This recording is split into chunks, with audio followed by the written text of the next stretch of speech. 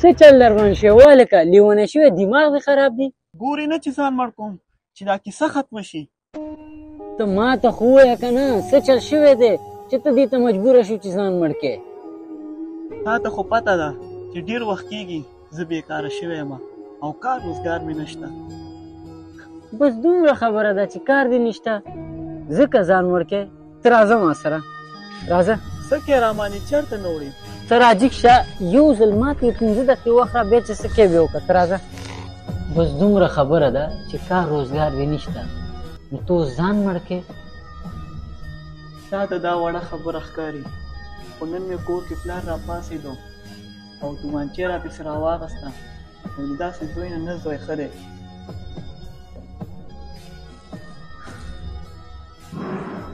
نو چې د پلار د لاسه مړ کېږم دې نه ښه دی چې خپله ځان مړ کړم ښه که پلار دې ووایي چې زما مې صرف زوی په کار دی او زه ورته هېڅ نه ویم بیا به دې کار نه تېرېږي پلار ته دې ورځي ولې نه ورځم خو هغه به هېڅکله هم داسې ونه وایي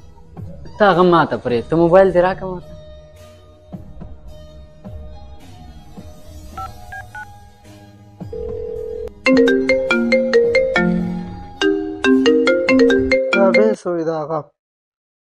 الو السلام علیکم کاکا زه ستا د زوی ملګری یم او ستا لپاره یو بد خبر دی د بدو به څه بد خبرې وایه ستا پیسو روپۍ دي دې زوی نه خو نه زوی ښه و مړه دې نه خو مې د خدای زر تر زره خلاص کړي خدای درنه واغسته بېغمه اوسه ته څه دا ته څه بې ځایه خبرې کوې ته ورکړه زما زوی ته موبایل بې ځایه خبرې نه کوم کاکا ستا زوی خپل ځان مړ کړی دی دا څه وې ولې زما په زوی تشر شوی و چې ځان یې مړ کړ ته ولې ژاړې کاکا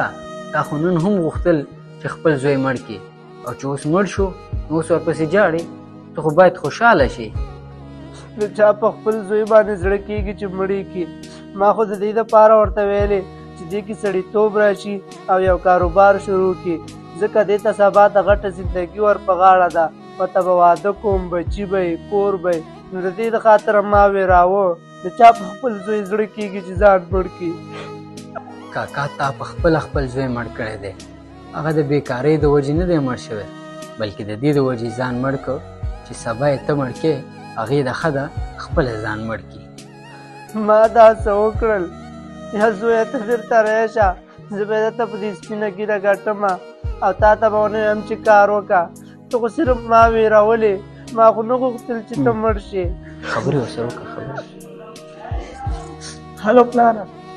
هلو اربازه بچې اربازه بچې ته څنګه یې زه بیخي ښه یم ښه ته چېرته یې زویه ځان دا اوس درځم ځې دې راته وښیه نه نه کاکا ته مه راځه بس ته کور کې اوسه زه یې درولم صحیح ده ځو ولاړ به شو راځه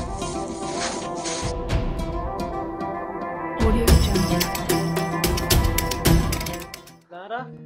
زویه کوم ځای خو به دې نه یې خوږ شوی څنګه یې اوسه نه پلاره بیخي ښه یم تا ته شرم نه درځي چې ما ته دې دروغ وویلي چې دا مړ دی دا خو روغ و جوړ دی که نه کاکا